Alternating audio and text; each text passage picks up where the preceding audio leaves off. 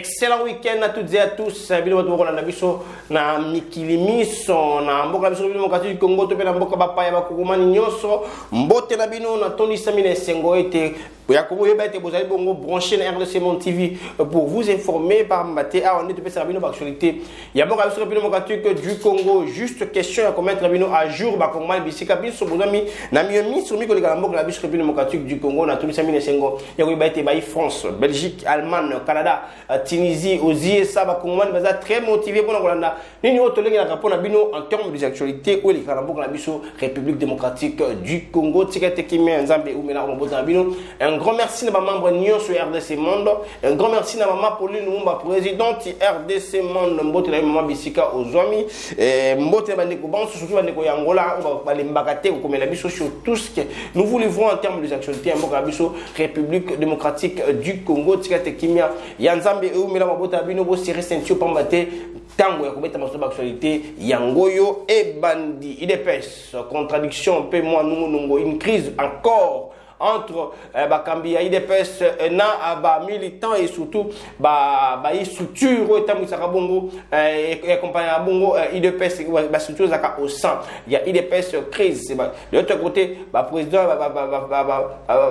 sectionnaire ça qui va déclaration pour le été le lengue mwana mbo ngiseka boya ko kamba parti e ko sepesa bango te le ngona bana bato ko kamba bango elongo baza ko kamba kaka pona bango pas pour les autres et par cette occasion d'autant qu'il y a eu tant de réactions pour parler de ça tant de réactions ba musuba ko telemela bozalisani ya Victor Wankwenda encore na structure bané ko kamba alors qu'il y a eu un moment où déjà ba destitué qui est na structure et une structure qui vit au sein de l'UDPS et qui accompagne aussi l'UDPS donc la structure à kata UDPS de quoi ba force du progrès Izalaka.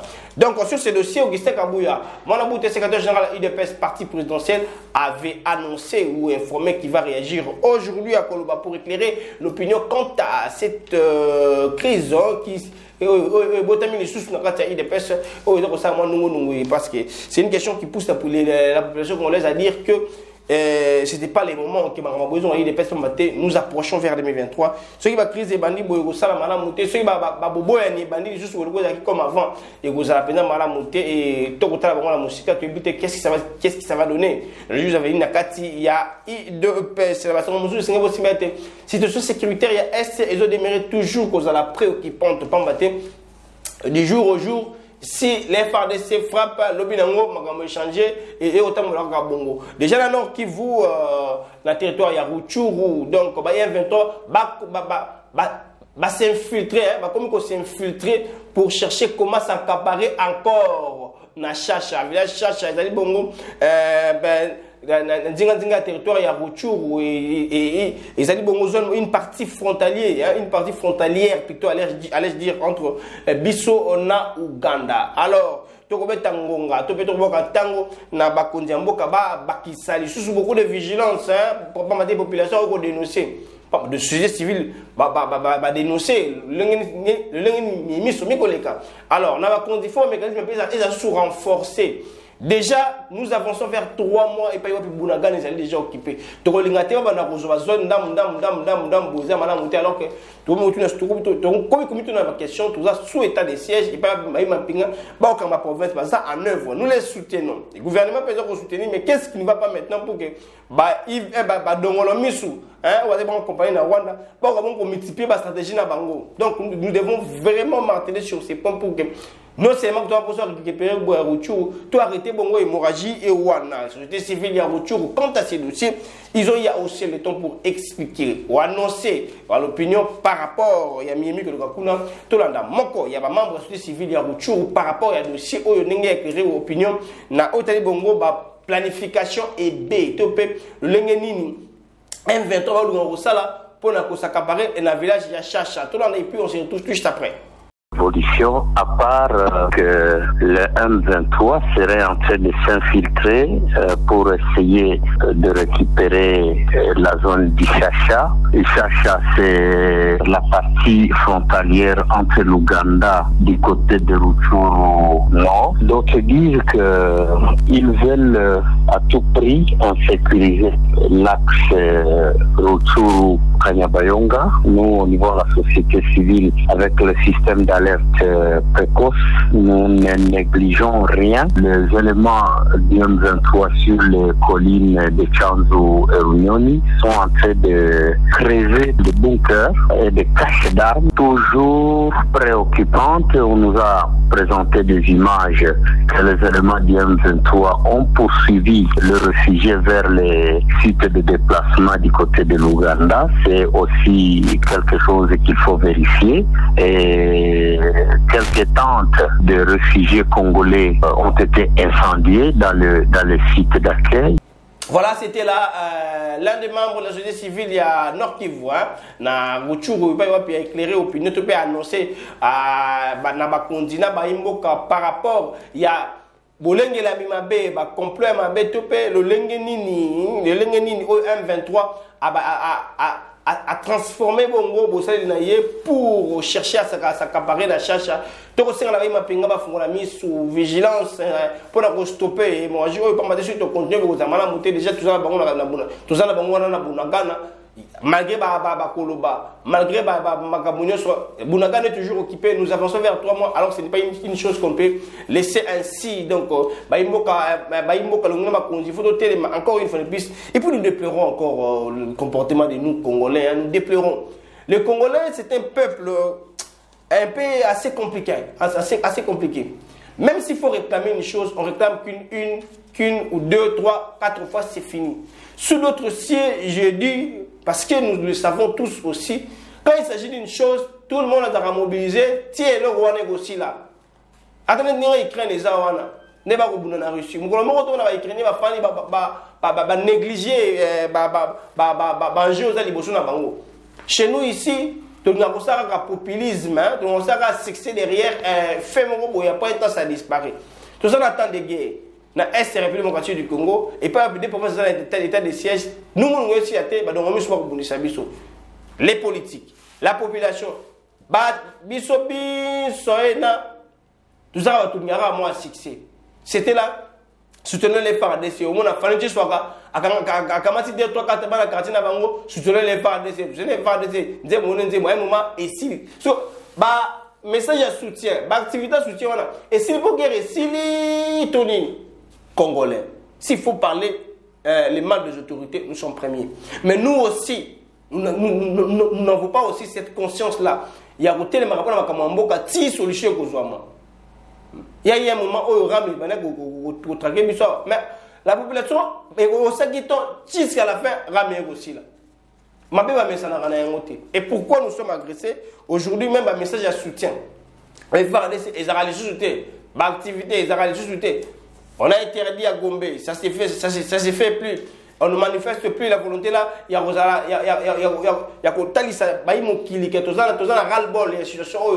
Est République démocratique du Congo. Tout ça, ça compte.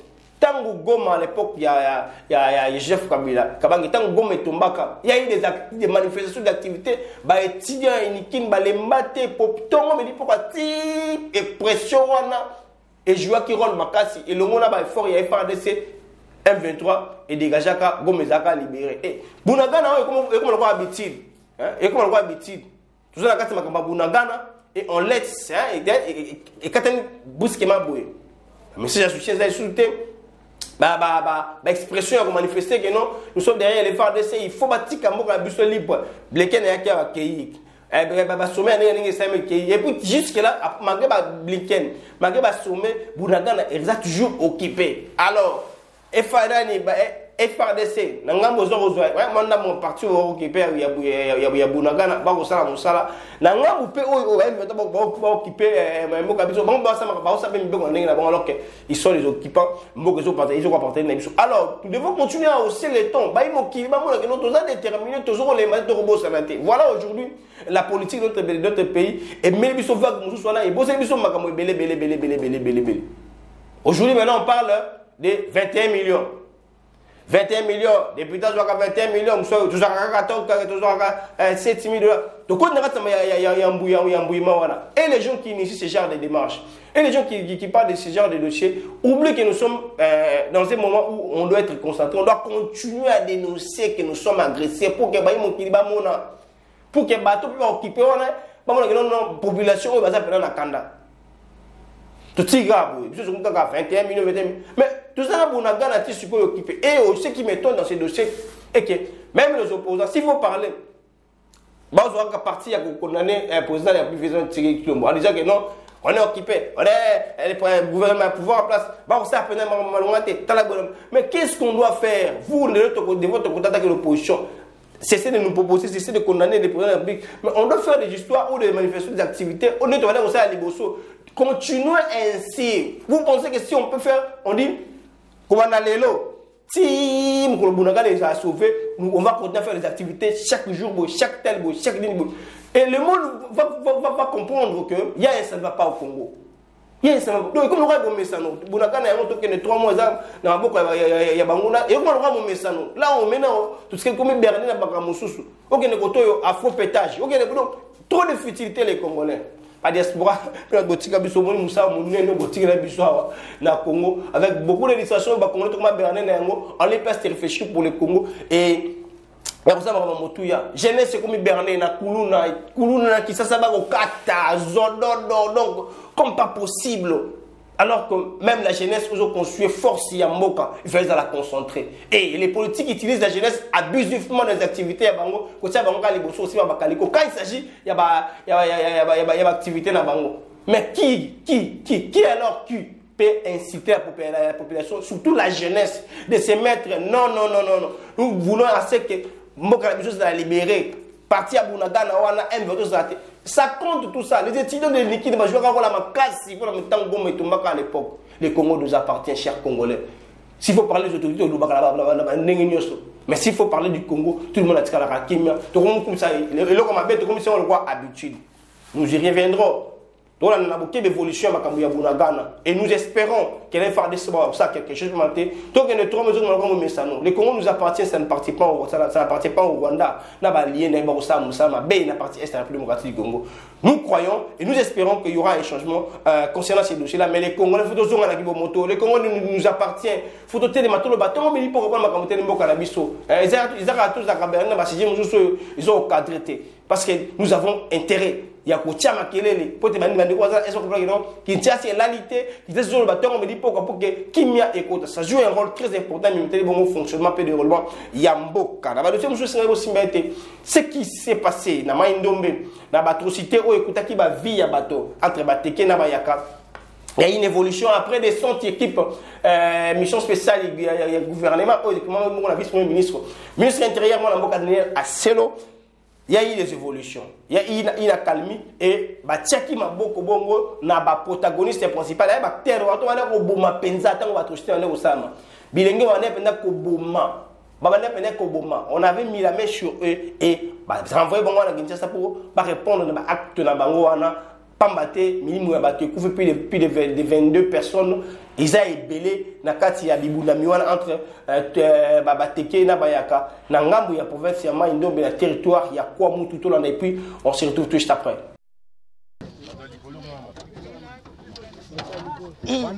Ose bobo mie belé ya. Batu ba kufi na ba soda na bino. Mais mboko bino boka osabilanga bokomo bomo bakolo mboka. Est-ce que c'est normal? Ah ose. Yoku tumutlo kwa yo na yebe oyaka maluku wa yaya. Est-ce que ko saba biloko boy? Bakangi ete. Oza victime. Loko bozana ta babetu no masasi ekota te basoda ba ko ese bino ya boloko. Nzamba suba bino. Koti yango. Ocheti ezo de la territoire kwa mo. Bosi si bamboka combien bino bomi combien? Na ba chef coutumier bosi si combien? Général aux États n'est offendu toujours concentré. Il y a la rébellion na Kenya. Toye bayo. Toye bayo qui chasse temple na bino suki. Batango muya ko bunda kite batango mona. Ya suka boye qui chasse ngoyo. O etikali bokei nongo. Bino bokei nongo. Toye semno bokei nongo. Ozeye yo akatikati. Papa, yo zobwa yo kombo nani? Malota yola. Wa mutamboka ni? Wa mutamboka ni? Kwa mwana kwangu. Kwangu poko ma territoire kwa mutu okasa komede territoire. Natunika question. Kolongwa kwangu poko ma kwa mutu okasa komede territoire. Bama ikombia yo okasa. Muyaka nyoso mena tulote ose toyebaki yo. Toyebi yo général. Mais ce qu'il y a na kwangu lo kwetikali bisobe. Boko moyo menase biso. Yaya, akende.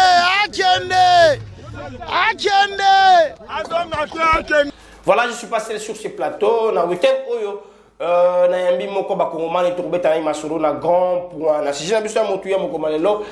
Il s'agit de ce qui se passe dans l'espace Grand Équateur. Hein? Et pas yoapi, moi mboka Gilo Andomboyo, azali bongo ministre aménagement du territoire. Bakondongo wana ba ndeko na ye na ba papa na ye na ba kulutu na ye ya politique espace Grand Équateur, il y a Ibemba qui a parlé.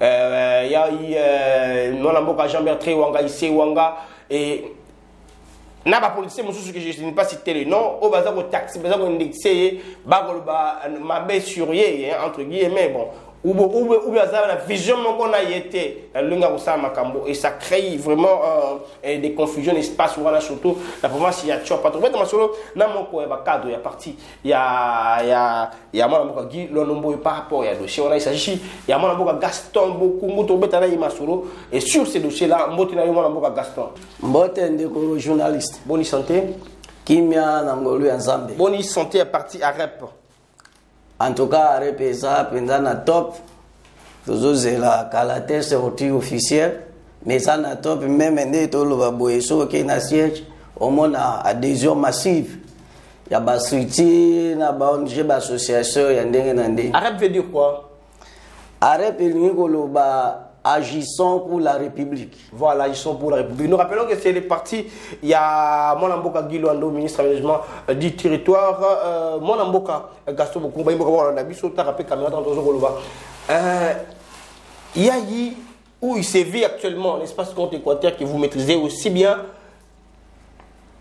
des guerres entre les frères. Tout le monde Monamboka Jean-Bertrand Wangaiси Orangaki et vente Willy Bankonga en parlant du mal. Il y a Guy Londomboyo, Bemba aussi n'était pas de même lignée en disant que tu n'as pas Ezoa, tu n'as pas topé Équateur, tu as l'idée qu'il n'y a pas eu de réalisation. Qui dit vrai dans ces dossiers? Il s'agit de quoi? Tant que vous merci de journaliste pour la motuna. Tant on a eu qui yango na sipelité. Yango moni lelo. Na likina lobela bana ya Grand Équateur particulièrement bana ya Chwapa na o ezali koleka ngana kobenga yango ezali guerre te na koloba ke ezali mutema mabe ya batata na biso to pe bakoko na biso o basalaki politique liboso na biso sikoyo tango biso ba jeune tokoli moko parmi ba jeunes azu esika na bitenga pe na sima bendele na sala politique yango moli biso ba jeunes nyonso ya Grand Équateur pe ya Tswapa toza sima na yo tozo soutenir ezali likambo motema mabe ezali guerre te po jeune azo sala balobi Gilondo azala orgueil hein balobi il est un peu orgueilleux konote bakulutu na été et puis on s'appelle le côté bon, toi qui maîtrises bien l'espace Grand Équateur, est-ce que c'est vrai qu'il n'a encore rien fait dans la province de l'espace Grand Équateur, plus précisément dans Chwapa? Merci. Naebi que yozamu pandisang. Tango misale sale maka na Chwapa. Ezali na bato bazwaka bilili ezali kambo ya koloba na monoko te soki lelo bakoloba mwana mboka Gilwano Mboyo aza kosala eloko te naloba na Congo po ye azosala na baprovince nyonso soki bakoloba bongo ezali lokuta mais bandima mutu na mboka na eti tant que nous la Jean Bertin ou ancien gouverneur espace grand Équateur alors que moi un petit politicien tu sais comme moi les ça oser le côté etc. Il faut pas ni mon na kati na kuna yo babili ya za ogeye atafika bakulutu ndeko journaliste ne bande na bisaki yo ke na Chwapa eza motema mabe soko ki lelo assemblée provinciale ya province ya Chwapa itongami na mbongo ya gouvernement provincial ya Chwapa te. Oh, c'est l'individu qui a fait ça. Son excellence maître Gilwano Mboyo mutazwi mosolo atongi yango oyo lelo ba député na biso bazosa mosala pona province ya biso na ba condition ya malamu soko ke lisusu kaka na bwende eza na Chwapa okokuta eza na stade oyo batongi pona ba jeune ya babeti ndembo babeta ndembo na condition ya malamu na nini kolobelo moko toza na championnat national awa usomona équipe moko ya province ya Chwapa yi kobeta awa na kisasa d'ailleurs on n'en parle pas de Bassadi vraiment bazalaki ne sika ata ya ko s'entraîner parce que je n'étais pas aussi encadré yango moni mokonzi na biso leader na biso son excellence maître Gilwano Mboyo alobi te atiela ba jeune yaza jeune alingaka ba jeune atongi stade sikoyo nalobi Chwapa ngo bakombo ezemo ebele bakonga ba Gilwano Mboyo ba Jean Bertin wanga ici wanga et tant d'autres mais pourquoi jusque là ils savent pas développer mais ka ba guerre ba o la ni leadership Félix Linga Mutumo comme en 2023 yo pas le belayer na ngambo na toni on y pas réfléchir ensemble pour développer province ya Chwapa ndeko merci na ina répondre yo mais na ina pesa yo système politique ya ba politicien na biso ba mesana na yango bandakala na province ya Chwapa na mgonga oyo ba politicien na biso ba mesana kosala eloko te mais bazela soki élection ekoki bakoya na liputa na tricot pona population voilà tango akozwa ye Kishasa tikali libela atongia vandi yo pe moto oyo ponaki yeso lobe ko utala yo okuta chien méchant eza na porte okota te naza mona ya Chwapa na botami kuna na koli kuna na yebi kuna bien donc on depuis ma misala oyo ba Jean Bertin wanga basala kuna pa lobi ya sali mo mingi atongi ba université ki na seno mo eloko moko te ngai koloba ke na Chwapa moto asala to atonga eza lokuta loba tonga ndako na ye mokacha ta mosusu bana kasi na ye bavanda mais pona population ya Chwapa eza lokuta na yebi kuna oya monisi moi polele na Chwapa yo so ke Chwapa yo kani ndemo lobi bakomi kotanga kombo ya province ya Chwapa eza pona Gilwano Mboyo sikoyo qu'est-ce qui se passe entre Gilwano Mboyo entre Willy Bakonga et Naba Jean Bertin wanga ici wanga tout le monde mandu qui ba question qu'est-ce qui ne va pas selon analyse na yo ezali ni penza selon ngai ezali penza na likambo te likambo ezali ko baniye na linga loba boy likambo te mais likambo ezali ndenge ni mutu na moto aza na vision politique na ye autorité morale na biso politique neza ya ba action ya maloba te ndenge koyoka na kombo ya parti politique na biso AREP agissons pour la République c'est-à-dire biso tozawa na pana ko agir pona kusala ba action to boy politique ya maloba to lembi yango ekopesa développement na province na biso ya Chwapa te. Bon, s'il faut faire quelque chose alors l'élection c'est ko bannir ba comportement na ba maté surtout dans la province oyo za na ko ba reculer te oyo ça eloko moko te oza pe eloko moko te passer moi les termes tu vas pas ozanga na kati parce que ba manier malelo pousse na terre je comprends on pousse na terre en les place de réfléchir ensemble en tant que bakambi ba dirigeant ba autorité espace contre Équateur et tout ba autorité ya Chwapa ba konti sur na ba guerre au moins de façon de distraire la population yo ko lobani na mimi so wana ngai nalina lobaboy bango bazali liboso na biso basali musala wana mingi na kosenga bango baza ata ba conseiller na biso po lelo biso ba jeune ya Chwapande tusimbi Chwapa sikoyo baya to sangana tokozwa ba conseiller na bango tokoyoka tokosalela po baza bakolo koloba son excellence azorge non nakanisi ko yebi oyoka te na chaîne moko boya leki koloba amesana koloba te amesana nde kosala misala yata la ande vie sociale Jean-Bertin wanga isi wanga akutala yo na bilili mwana boka weli bakonga bakutala yo bango nyonso baba koputa na lelo bakutala yo message nyoko na c'est un espace ba continuer sur espace contre Équateur plus précisément il y a province ya Chwapa pour na mimi ko le capture mais comme isko yo ba guerre ya botuta ni boyo ya mbaki bemba na koyate c'est puis le mboto na kani donc comme il peut na guerre. Même Bemba parle aujourd'hui de la Chwapa. Je ne sais pas s'il a fait quoi dans cette partie de la République. Yoko Lbani. Le Sako Bakulaka, au Équateur, Bisika Bozali. Ngai, en tant que moi, na Chwapa na lobi, Boya to sangana poto luka développement ya province na biso. Pour kofinga neza na tinate. Kofinga neza na tinate. Tozwa bizaleli ya ba province mosusu ba okozala ta na 5 hommes politiques mais oya zo sala soko ya tongi école oya tongi hôpital oya tongi hôpital yango nde ko sala sikoyo province ezala développer mona mo gaso ko otangela ngai 2 députés nationaux ya province de Chwapa baza combien de députés nationaux na Chwapa tozana ndeko na biso ope na lingaka mingi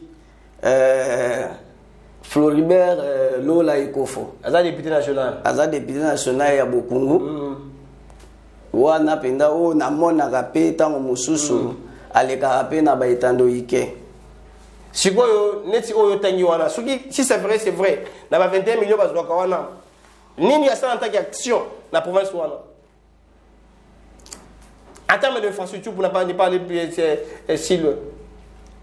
Bon, ou en termes sociaux. Oui, en termes sociaux, na 21 000 azoaka na ya. Ceux qui ont 21 000. Oui, ceux qui azoaka. Azana eloko asalaka. On na moni ezana ndambo ya ba étudiant ya Bokungu.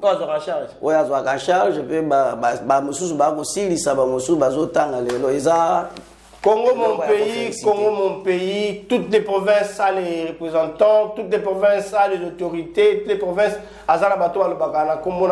mais apparemment il y a certaines provinces qui ne sont pas encore développées et ça nous inquiète.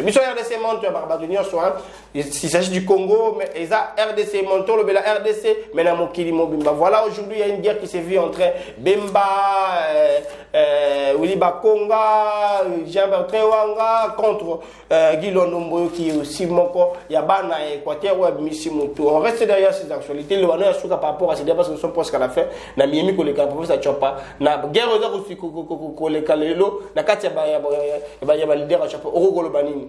Na Mamoku c'est bon qui. Lilobananga Yasuka Izali Boye, na pesa message na ba jeune nyonso ya Grand Équateur.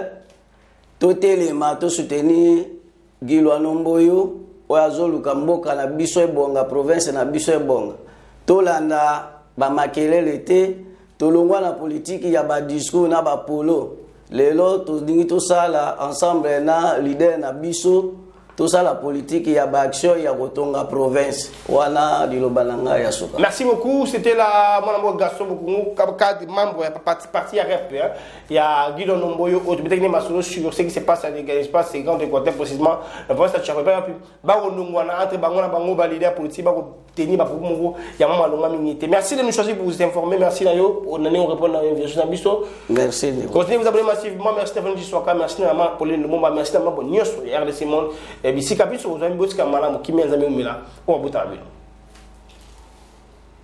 na bengi bino nyonso bandeko na ngai nyonso ya diaspora boya totonga mboka na biso Congo tosala lokola badiaspora ya bamboka mosusu basanganaka bazotonga mboka na bango biso mpe soki tomitie ensemble na 10 francs na ngai na 10 francs ya ndeko na 10 francs na yo soki tosangisi biso nyonso tokoki kotonga mboka na biso ndenge tolobaka epai na biso ete mosapi moko esokolaka elongi te boya bandeko na nga boya bohésite te toyebi ete tobima na kashe ya mabe ete bakongole basanganaka te mais cette fois-ci bosala biso confiance bobenga mama Pauline Lumumba na Genève boya totonga bandeko na ngai totonga mboka na biso Congo. Le Congo a besoin de nous.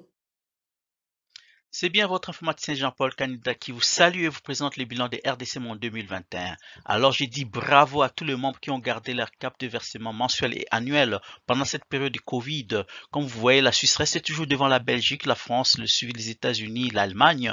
Mais en tout cas, bravo pour tous les pays qui ont participé. 100 000 pour commencer notre premier projet Grand Duo et même peut-être plus de projets. À la banque, actuellement, nous avons 59 168 000. Alors, mes frères et sœurs, RDC Monde, ceux qui hésitent, venez, n'hésitez plus. Allez, RDC Monde, toujours de l'avant. Merci.